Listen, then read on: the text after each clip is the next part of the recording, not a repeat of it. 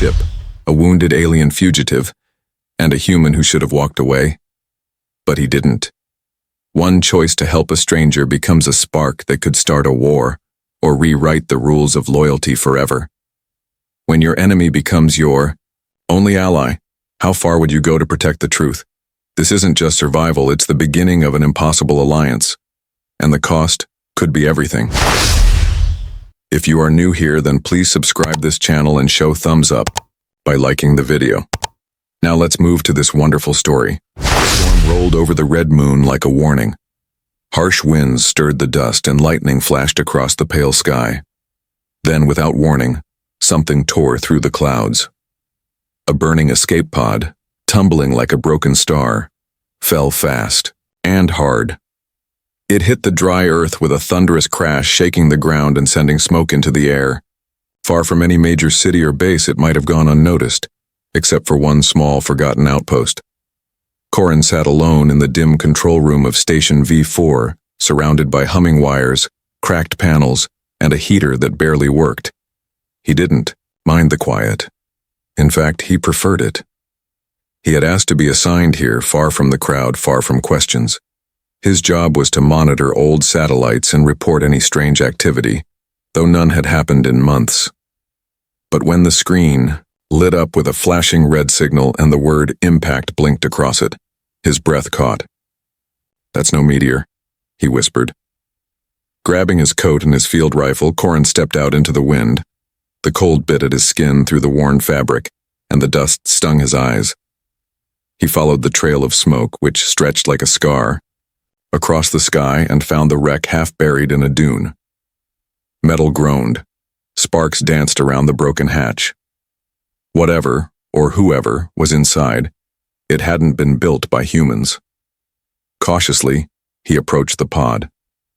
The door had been blasted open. He could hear something or someone inside breathing raggedly.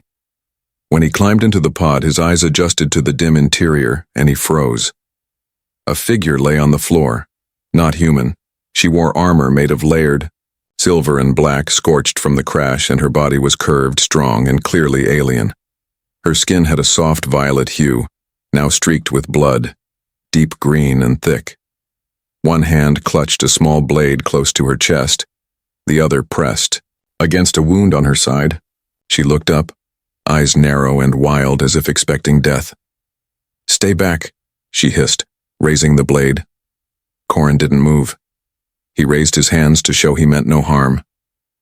"You're injured," he said calmly. Her voice trembled, but her grip stayed firm. "Don't come closer." He could see the pain in her face. She was strong, yes, but also afraid. "You'll die out here," he said. "Better than being caught." "Caught by who?" She didn't answer right away. Her gaze flicked over his face, searching for something. Maybe lies, maybe pity. "My own kind," she said softly. "They want me dead." Corin lowered his rifle slowly, inch by inch. His instincts screamed at him.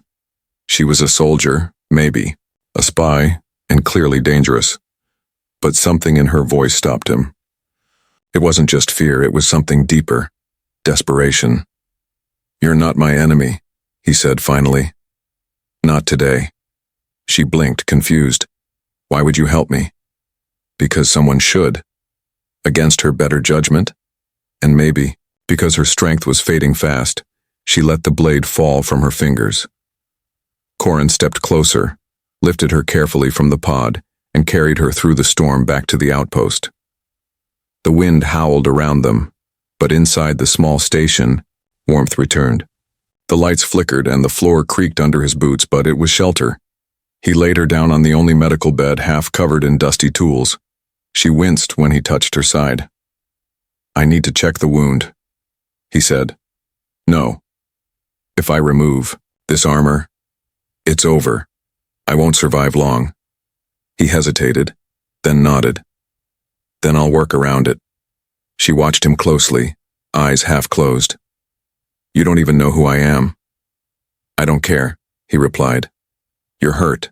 That's enough." There was silence as he cleaned the edges of the wound and applied pressure with gauze. She didn't scream, but her jaw clenched. Her breathing was sharp, labored. "What's your name?" he asked quietly. She hesitated. "Mira. I was a tactician. Now I'm nothing. I'm Corin, just an engineer on a station no one remembers." Mira looked around the room. The walls were metal, scratched and cold. The smell of rust and machine oil lingered. Still, she was alive, for now. And that man, the human, he had helped her when he didn't have to. "If they find me here," she said, "they'll call it treason." Corin leaned against the wall and looked at her. "And if they find me helping you, they'll call it worse." She turned her head, surprised. "You're risking everything." He nodded. "So are you." There was a pause, long, quiet, only the sound of the wind outside and the faint hum of failing power. "Then one wrong move," Mira whispered, "and we're both dead." Corin gave a faint smile. "Then let's not make one." She closed her eyes. For the first time in days, she let her body rest. But far beyond the storm, on another screen, one Corin hadn't checked yet, another light blinked red. Someone else had noticed the crash, and they were already on their way. The impossible alliance had begun. The silence in Outpost V4 was no longer comforting. It felt different now, tense like the calm before something terrible. The storm outside had passed, but the air still carried dust and the scent of burned metal. Inside, Corin checked the power systems for the third time that hour. Everything still worked. Barely. The station wasn't built to last forever, just long enough to be forgotten. Mira was awake. She sat on the edge of the medical bed, her hands gripping the sides tightly. Her breathing was shallow but more steady than it had been the night before. She hadn't taken off her armor, even though it was cracked in several places. Every time Corin suggested she rest more, she only nodded, but never really relaxed. She didn't trust him yet, not completely. She watched him as he worked. There was something strange about this human. He didn't ask too many questions. He didn't treat her like an enemy. It confused her more than she liked to admit. Her kind had warned her about humans. Reckless, emotional, always choosing violence when peace would do. And yet this man had risked everything to bring her back, to keep her hidden, to treat her wounds without expecting anything in return. Corin placed a sealed packet of food on the table beside her. "It's not great," he said, "but it's warm." She looked at the package, unsure. It smelled strange, like salted vegetables and something processed. He noticed her hesitation and smiled faintly. "You don't have to eat it. I just thought you might need strength." She picked up the packet slowly. On top of it sat a small, torn scrap of paper. Scrawled in messy handwriting were the words, "For strength, not suspicion." Mira blinked. It was such a simple gesture, but it hit her in a place she'd been trying to keep numb. She hadn't felt kindness in so long she'd forgotten what it looked like. "You're different from most," she said softly. Corin didn't look up. "I get that a lot." She ate slowly. The food tasted bland, but the warmth helped.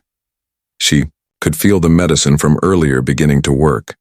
Her body still ached, but she no longer felt like she was dying. Later, she sat near the small window, wrapped in an old blanket. Her eyes scanned the horizon.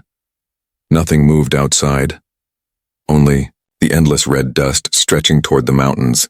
But she knew that silence could be dangerous. They would come. Sooner or later, someone would follow her trail. "Why are you really helping me?" she asked without turning. Corin didn't answer right away. He was seated across the room, fixing a broken power core. "I think," he said finally, "because you remind me of someone I lost." She looked at him then. "Family?" He shook his head. "A friend. Someone who tried to do the right thing and paid for it." Mira understood that too well. "My commander gave the order," she said, voice low, "to strike a civilian colony. I refused. They called me a traitor. I escaped before they could silence me." "Why tell me?" Corin asked. "Because if you're going to turn me in, you should at least know why they want me dead." He looked up from his work and met her eyes. "I'm not turning you in." She nodded slowly. Then we're both guilty now. The screen on the wall blinked once, soft, almost unnoticeable. But Corin saw it. He crossed the room and checked the sensor logs. A faint energy spike. A ship had entered the atmosphere, far out but closing in. He didn't say anything right away. No need to scare her just yet. But inside, the weight of what he'd done grew heavier. He had lied to command. He had hidden an alien fugitive. And now someone else had picked up her trail. He looked back at Mira, who was staring at the floor, lost in thought. She looked tired, more than just physically, worn down by betrayal, by fear, by everything she had once believed, in falling apart. "I'm sorry they hurt you," he said quietly. She looked up, surprised. "You don't even know me." "I don't need to," he replied. "I can see it in your eyes. You didn't deserve any of this." She gave a faint smile, the first real one he'd seen. It didn't last long, but it was there. The room grew quiet again, filled only with the soft hum of the failing power systems. The calm was uneasy, like two people standing at the edge of a cliff, waiting to see who would jump first. Outside, the wind picked up, carrying the whisper of something darker. The dust swirled higher into the air, hiding what was coming. Mira stood up slowly. "If they find me here, they'll kill me." Corin nodded. "And if they find me with you, they'll do the same." She turned toward him, her voice quiet but firm. "Then we should prepare." He agreed. Because now, their fates were linked. By a crash. By a choice. By the simple, impossible fact that one had saved the other. And, somewhere above in the clouds, a silent hunter approached. The red sun hung low in the sky, casting a dull glow over the barren landscape. Inside the outpost, the silence was thick, broken only by the soft clicks of Corin's fingers tapping against the edge of the console. He stared at the screen, watching, the faint blip grow closer. A ship was coming, its signal was unfamiliar, and that meant trouble. He didn't tell Mira yet. She was already tense, and he needed time to think. She sat in the small corner near the heating unit, her armor still damaged, her wound still healing. Her body had gotten stronger, but her mind was still in fight mode. She didn't trust the quiet. Not here, not now. She could feel something coming, like a storm in the distance. "You've been watching that screen for hours," she said, not looking up. "It's not the screen I'm worried about," Corin replied. Mira turned her head, studying his face. He looked different today. Tired, maybe, but more serious. Like a man holding something inside. "I lied to command," he said finally. "Told them you were a prisoner. Claimed you were hostile. Said your armor was fused so I couldn't get a proper scan." She blinked, caught off guard. "You what?" "I needed them to back off. If they thought I was in control of the situation, they'd stay away. At least for a while." "You lied for me," she whispered, confused. "But why?" Corin leaned against the wall and folded his arms. "Because I've seen what happens when people just follow orders. It's easy to do what you're told. It's harder to do what's right." Mira was quiet for a long moment. "That decision could cost you everything." He gave a faint shrug. "It already has. I won't be welcome back after this. Even if no one finds out, I'll never be the same. I can't pretend this didn't happen." She looked down at her hands. Her claws were dulled now, worn from battle and pain. "You shouldn't have helped me." "Probably not," he said. "But I did, and I won't take it back." The words settled between them like ash floating in the air after a fire. The truth was out now, and there was no going back. That night, the wind picked up again. Dust whipped against the outer walls of the outpost, and the old pipes groaned from the cold. Corin tried to sleep but couldn't. His thoughts circled endlessly. Was this all worth it? He barely knew Mira, yet he had risked everything for her. In the next room, Mira stood near the small window, watching the night sky. The stars were faint, almost hidden behind the dusty clouds. She had made a decision when she refused to follow that deadly order. And now she was here, on a human moon, hiding like a criminal. Her queen was gone. Her home had turned against her. But something about Corin's choice, his quiet courage, made her feel like maybe, just maybe, she wasn't completely alone. The sound of footsteps made her turn. Corin stepped into the room, his eyes heavy with worry. "We need to talk," he said. She nodded. "The ship that's coming, it's not human, and it's not random either. It's tracking something. Likely, your escape signal." She felt her heart sink. "So they found me." "Not yet, but they're close." She took a deep breath. "I can leave, draw them away." "No," Corin said quickly. "They'll catch you before you reach the ridge. We're better off making a plan together. I don't want you to die for my mistake." "You didn't make a mistake. You survived. That's not a crime." Mira looked at him closely. He wasn't like the others she had faced. He didn't see her as a monster. He didn't want to use her, he just wanted to understand. "Why do you trust me?" she asked. "I don't," Corin answered honestly. "Not completely. But I believe in what you did, and that's enough." She let out a small breath, something close to a laugh. "You're strange." "Thanks," he said with a small smile. They spent the next few hours preparing the outpost. Corin showed her the emergency tunnels, the old security panels, and the hidden compartments. It wasn't much, but it was better than waiting without a plan. Just before sunrise, Mira sat near the table, her eyes heavy from exhaustion. Corin placed a blanket around her shoulders. She didn't stop him this time. "There's a chance we won't make it," she said, quietly. "I know," he replied. "But if we do, what happens next?" He looked at her and thought for a moment. "Then maybe we start over." She smiled just a little and closed her eyes. Far above them, the ship moved silently through the sky, closing in. On board, a figure in dark armor stared at a screen, showing Outpost V4. The scanner blinked. The signature was faint but real. "Prepare to land," the voice said, cold and sharp. "She's here."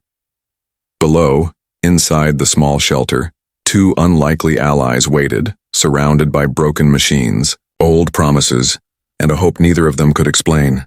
The truth had burned away the lies, and now all that remained was a choice: fight or fall together. The early light on the red moon barely touched the ground. It wasn't sunlight, just a pale glow that filtered through the thick clouds, making everything look like it was wrapped in ash. Inside Outpost V4, the air felt heavy. The machines hummed softly, and dust clung to every surface. Corin stood near the main screen, eyes locked on the approaching signal. The enemy ship was close. Now, too close. Mira was awake, already strapping the broken parts of her armor back in place. The pain from her injury was still there, but she didn't complain. There was no time for weakness. She had made peace with the fact that today might be her last, but not without a fight. "They'll come straight for me," she said, tightening the last piece of her armor. "I can lead them away, it'll buy you time." Corin turned from the screen. "I'm not letting you go alone, that's not how this ends." Mira frowned. "This isn't your war." "It is now," he said, "and I already chose my side. There was no point in arguing." The line had been crossed days ago when he pulled her from the wreckage. Since then, neither of them had backed down. Now, they stood together, not just as strangers from different worlds, but as two people who had seen too much and given too much to let it all end here. The ship landed quietly just over the ridge. No explosions, no signals, just the soft thud of metal hitting dirt. They moved like shadows. 3 hunters, all dressed in dark armor, their faces hidden, their movements smooth. One of them stepped forward and scanned the area. The signal was faint but close. "She's here," he said into his communicator. "Alive. Prepare to breach." Inside the outpost, Corin moved quickly. He handed Mira a small device, a modified pulse detonator. "It's set to trigger the power grid. Once they're inside, we hit them with an EMP burst. It'll only give us a few minutes. Mira nodded. A few minutes might be all we need. They waited in silence. Every breath felt louder than it should.